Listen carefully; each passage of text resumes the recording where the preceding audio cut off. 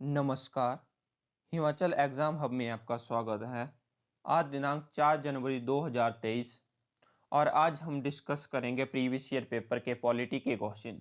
ये previous year paper के polity के क्वेश्चन रहेंगे जो आने वाले एग्ज़ाम में ज़रूर आपकी हेल्प करेंगे और डिटेल में डिस्कस किए जाएंगे पॉलिटी के ये क्वेश्चन, जिससे और भी जो क्वेश्चन बन रहे हैं प्रीवियस ईयर पेपर के अकॉर्डिंग वो क्वेश्चन भी साथ ही साथ डिस्कस हो सकें आपके। तो अगर आपने टेलीग्राम ग्रुप ज्वाइन नहीं किया है तो आप टेलीग्राम ग्रुप भी ज्वाइन कर लीजिए। @हिमाचल एग्जाम हब के नाम से टेलीग्राम ग्रुप है। वीडियो के डिस्क्रिप्शन में मैं लिंक भी दे दूंगा टेलीग्राम ग्रुप का। आप टेलीग्राम ग्रुप ज्वाइन कर लीजिए। और ये क्वेश्चन आपके आने वाले एग्ज़ाम है, जैसे JOIT का एग्ज़ाम हो गया, सब इंस्पेक्टर का एग्ज़ाम हो गया, कंडक्टर का एग्ज़ाम हो गया, उन एग्ज़ामों में ज़रूर आपकी हेल्प होगी इन क्वेश्चनों से। तो आप डेली इस वीडियो को फॉलो कीजिए। तो आइए डिस्कस करते हैं क्वेश्चन नंबर 179 से। Where do we find the ideals of Indian democracy in Constitution? संविधान में भारतीय लोकतंत्र का स्वरूप कहाँ मिलता है? जो संविधान है उसमें आपका भारतीय लोकतंत्र का स्वरूप मिलता है प्रस्तावना में। ए इसका सही आंसर है। अगर बात की जाए प्रस्तावना की, तो भारतीय संविधान की प्रस्तावना पंडित जवाहरलाल नेहरू द्वारा बनाई गई। एक तो क्वेश्चन ये पूछा जाता है कि जो भारतीय संविधान की प्रस्तावना है वो बनाई किसके द्वारा गई थी, तो वो पंडित जवाहरलाल नेहरू द्वारा बनाई गई और पेश की गई 13 दिसंबर 1946 को। एक तो ये आपने ध्यान में रखना है। और संविधान की प्रस्तावना में धर्मनिरपेक्ष, अखंडता, समाजवादी, ये 3 शब्द जोड़े गए। कब जोड़े गए? तो ये जोड़े गए 1976 में 42वें संविधान संशोधन के द्वारा। तो ये भी बात आपने ध्यान में रखनी है। ये सारे क्वेश्चन प्रीवियस ईयर पेपर में आ चुके हैं कि जो आपके धर्मनिरपेक्ष, अखंडता और समाजवादी शब्द है वो जोड़े कब गए थे, तो वो जोड़े गए थे 1976 में। और वो जो संशोधन था वो 42वां संविधान संशोधन था। Next question 180। Seventh schedule of the constitution of India deals with. भारतीय संविधान की 7वीं अनुसूची संबंधित है। तो जो भारतीय संविधान की 7वीं अनुसूची है वो संबंधित है केंद्र एवं राज्यों के बीच शक्ति का वितरण से। बी इसका सही आंसर है। अगर बात की जाए अनुसूचियों की, शेड्यूल की, तो क्वेश्चन ये बनता है कि जो शेड्यूल हैं वो कितने हैं भारतीय जो संविधान है उसके अकॉर्डिंग। तो जो जब संविधान बना था उस टाइम संविधान में 8 अनुसूचियां थी, लेकिन इस टाइम वर्तमान में 12 अनुसूचियां हैं संविधान में। क्वेश्चन ये पूछ लिया जाता है कि जब संविधान बना था तो उस टाइम कितनी अनुसूचियां थी, तो उस टाइम 8 थी और फिर अब वर्तमान में 12 अनुसूचियां कर दी हैं इन्होंने, 12 शेड्यूल कर दी हैं। अगर हम बात करें थोड़े बहुत, हम अगर शेड्यूल की बात कर लें तो फर्स्ट जो शेड्यूल है, फर्स्ट जो अनुसूची है वो किसके बारे में बताती है, तो वो बताती है राज्यों और जो यूटी है, यूनियन टेरिटरी हैं, उनके नाम और उनकी बाउंड्रीज के बारे में बताती है फर्स्ट अनुसूची, फर्स्ट शेड्यूल। ठीक है। और जो सेकंड शेड्यूल है वो आपका वेतन और भत्तों भत्तों के बारे में बताता है। ठीक है। और जो थर्ड है, जो थर्ड शेड्यूल है आपका, थर्ड जो अनुसूची है वो शपथ और प्रतिज्ञा के बारे में बताया जाता है थर्ड अनुसूची में आपके। और फोर्थ जो है वो राज्य और यूटी को राज्यसभा में सीटों के आवंटन से संबंधित है। फोर्थ आपकी शेड्यूल, फोर्थ आपकी अनुसूची। और जो फिफ्थ अनुसूची है आपकी वो SC ST के बारे में बताती है। ठीक है। और जो सिक्स्थ आपकी शेड्यूल है वो असम, मेघालय, त्रिपुरा और मिजोरम आदिवासी क्षेत्रों के प्रशासन से संबंधित इसमें प्रावधान है सिक्स्थ आपके शेड्यूल में।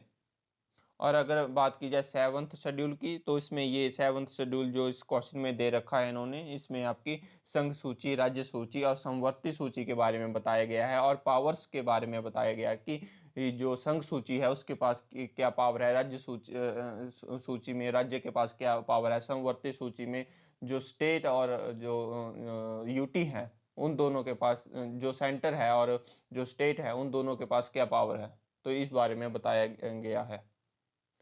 आगे बात करते हैं 81, क्वेश्चन नंबर 181 में।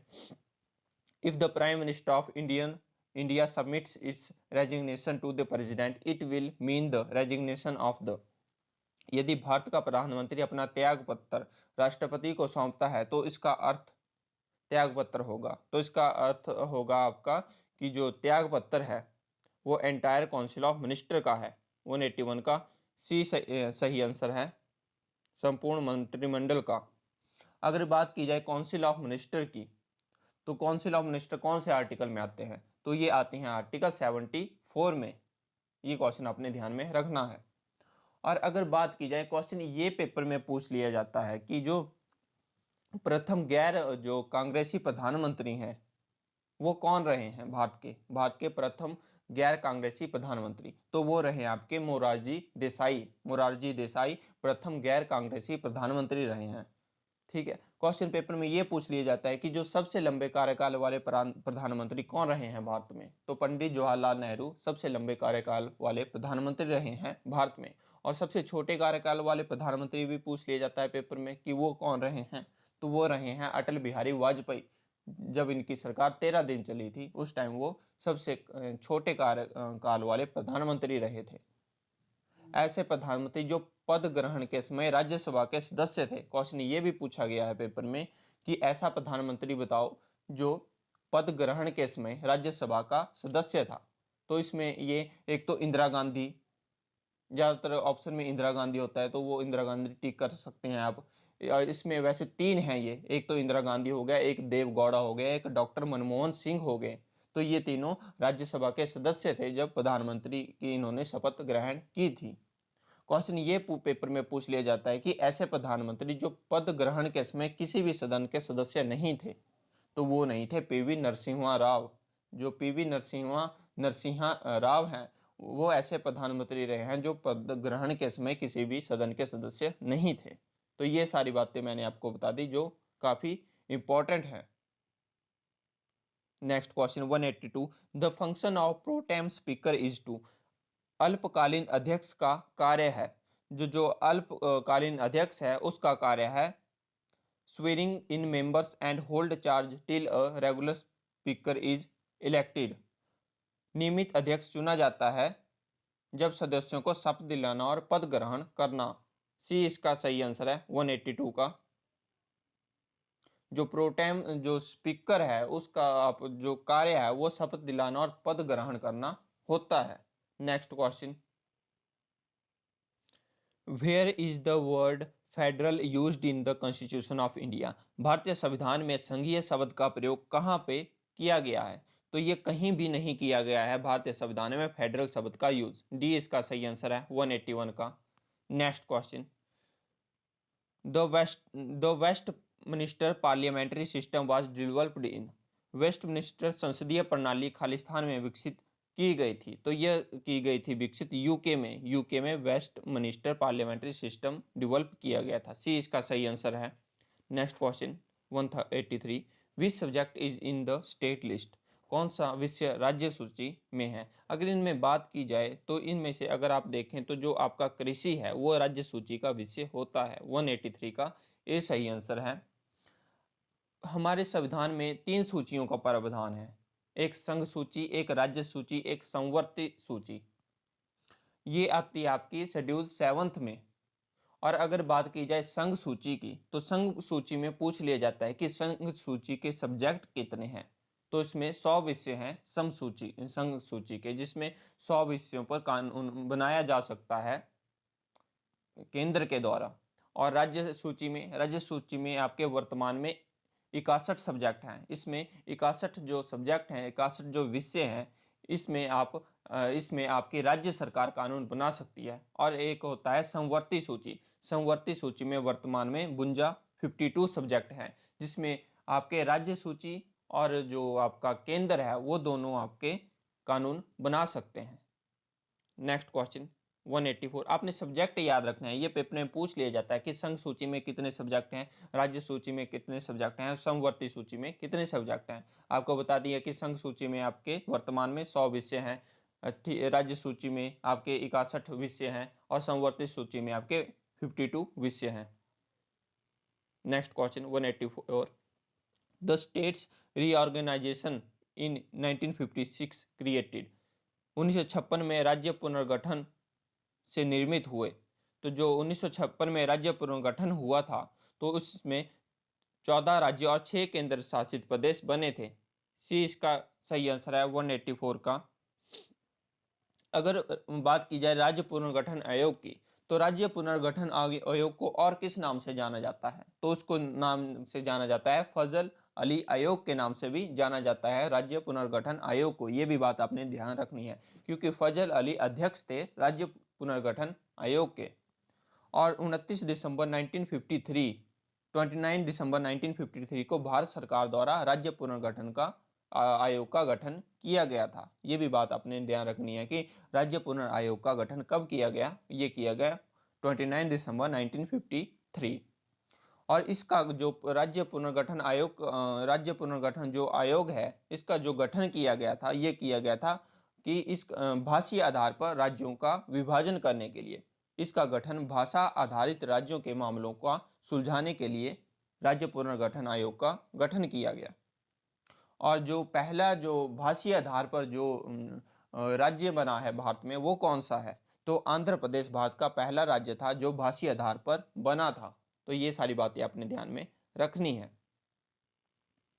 Next question 185, who elects the member of Rajya Sabha? Rajya Sabha के सदस्यों का चुनाव कौन करता है? तो जो राज्यसभा के सदस्य हैं उनका चुनाव किया जाता है elected members of the legislative assembly, विधानसभा के निर्वाचित सदस्यों के द्वारा। सी इसका सही आंसर है 85 का। अगर बात की जाए राज्यसभा की, तो राज्यसभा से और कौन कौन से क्वेश्चन पूछे जाते हैं पेपर में? जैसे पूछ लिया जाता है कि राज्यसभा का आर्टिकल कौन सा है, तो आर्टिकल 80 राज्यसभा का है। आर्टिकल 80 में राज्यसभा आपकी आती है, और राज्यसभा आपका उच्च सदन है आपके पार्लियामेंट का, आपके संसद का। और जो मेंबर हैं राज्यसभा के, मैक्सिमम कितने मेंबर होते हैं राज्यसभा में? तो 250 मैक्सिमम मेंबर होते हैं राज्यसभा में। और अगर वर्तमान में बात की जाए मेंबर की, तो 245 मेंबर हैं आपके राज्यसभा में। और जो राज्यसभा है वो आपका एक स्थायी सदन है जो कभी भंग नहीं हो सकता है। और जो 1/3 सदस्य हर 2 साल बाद रिटायर हो जाते हैं राज्यसभा से, और उनके स्थान पर नए सदस्यों का चुनाव किया जाता है। और कार्यकाल पूछ लिया जाता है राज्यसभा का कि राज्यसभा का कार्यकाल कितना होता है? तो 6 वर्ष कार्यकाल होता है राज्यसभा का।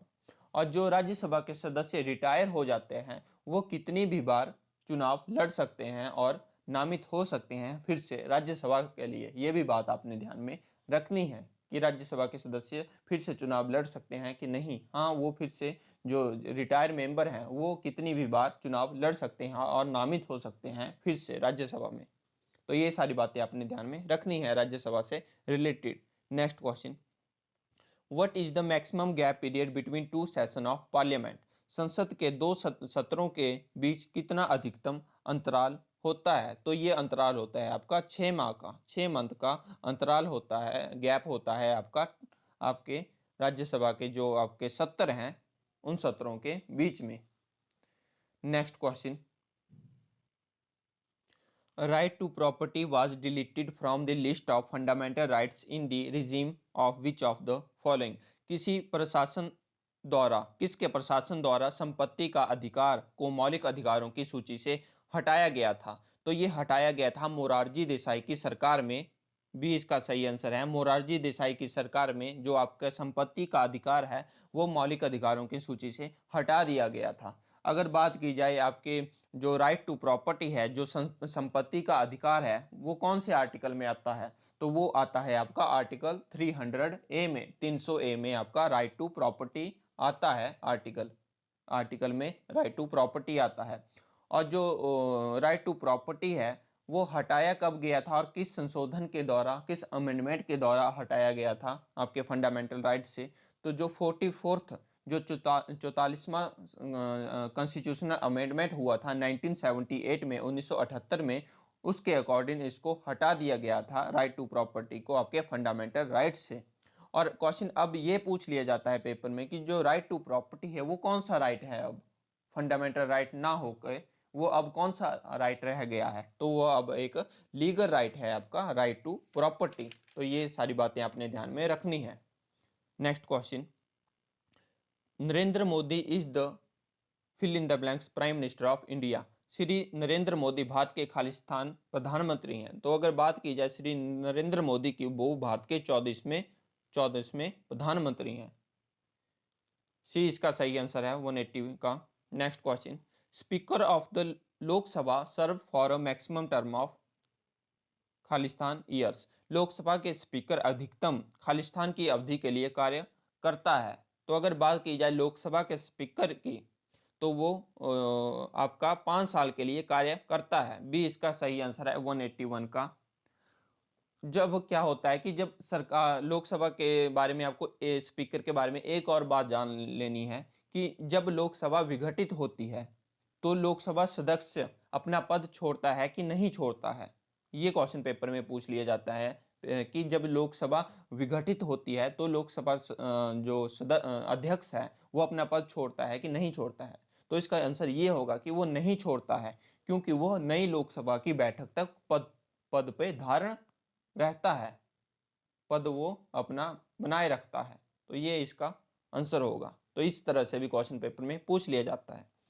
Next question, the ordinance by governor will be valid in case of non approval of state legislature for a period of. राज्यपाल का अध्यादेश राज्य विधान मंडल के अनुमोदन न होने की स्थिति में कितनी अवधि के लिए मान्य होगा। तो ये मान्य होगा 6 हफ्ते के लिए। 182 का बी सही आंसर है। अगर बात की जाए गवर्नर की, तो गवर्नर से और कौन से क्वेश्चन पेपर में पूछ लिए जाते हैं। एक तो गवर्नर का आर्टिकल पूछ लिया जाता है, कौन से आर्टिकल में है गवर्नर आपके, तो आर्टिकल 153 में आपके गवर्नर आते हैं। ठीक है, और जो गवर्नर है वो राज्य का कार्यकारी संवैधानिक मुखिया होता है गवर्नर। ठीक है, और जो 7th जो कॉन्स्टिट्यूशनल अमेंडमेंट हुई थी 1956 के अनुसार एक ही व्यक्ति 2 या अधिक राज्यों का राज्यपाल नियुक्त किया जा सकता है। एक तो आपको ये तो पता ही होगा कि गवर्नर एक या एक से अधिक राज्यों का राज्यपाल नियुक्त हो सकता है, पर ये जो प्रावधान हुआ है तो ये कौन से कॉन्स्टिट्यूशनल अमेंडमेंट में हुआ है, ये भी आपको पता होना चाहिए। तो ये 7th कॉन्स्टिट्यूशनल अमेंडमेंट हुआ था 1956 में। उसके अनुसार एक ही व्यक्ति 2 या अधिक राज्यों का राज्यपाल नियुक्त किया जा सकता है। और एज पूछ ली जाती है कि गवर्नर बनने के लिए जो मिनिमम एज है वो कितनी होनी चाहिए, तो 35 ईयर एज होनी चाहिए गवर्नर राज्यपाल बनने के लिए। और शपथ किसके द्वारा दिलाई जाती है राज्यपाल को, तो हाई कोर्ट के जो चीफ जस्टिस होते हैं वो आपके राज्यपाल को शपथ दिलाते हैं। ठीक है, और गवर्नर के बारे में एक और बात जान लेनी है आपको कि जो गवर्नर होता है वो जो राज्य की जो स्टेट की जो यूनिवर्सिटी होती है उसका चांसलर होता है आपका गवर्नर। और वो राज्य के जो स्टेट की यूनिवर्सिटी में जो वाइस चांसलर हैं उनकी नियुक्ति करता है आपका फिर गवर्नर। तो ये सारी बातें अपने ध्यान में रखनी है जो अक्सर एग्जाम में पूछ ली जाती हैं। तो आई होप आपको वीडियो पसंद आया होगा। अगर वीडियो पसंद आया होगा तो वीडियो को लाइक और चैनल को सब्सक्राइब जरूर करें। धन्यवाद।